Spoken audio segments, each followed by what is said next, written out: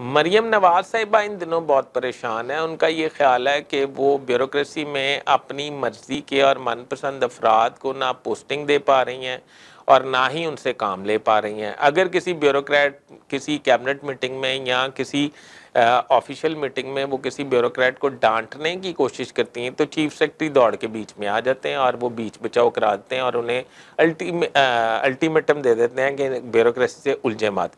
हाल ही में एक school education department की मीटिंग हुई जिसमें उन्होंने सेक्रेटरी एहतशामुल हक जो हैं उनसे उलझने की कोशिश की। एहतशामुल हक ने कहा कि मैं तो 2 दिन पहले पोस्टिंग हुई है मेरी और मुझे तो आपका नहीं पता आपके वीएन के हवाले से।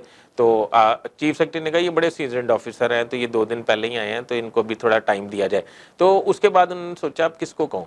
उन्होंने फौरी तौर पर एजुकेशन मिनिस्टर राना सिकंदर याद साहब से कहा, राना तुम्हें मैंने क्या कहा था, तुमने मेरे वीएन पे क्या किया है और तुम्हारी ना किसी ब्रीफिंग का ना सिर है ना पैर है, तुम काम क्या करते हो, तुम्हारा ध्यान किस तरफ होता है। तो सेक्रेटरी स्कूल एजुकेशन ने मिनिस्टर साहब की जान बचाई। उन्होंने कहा मैडम ये हम थोड़ा टाइम दें, हम आपको आपके वीएन के मुताबिक ब्रीफिंग बना देंगे मिनिस्टर साहब और मैं।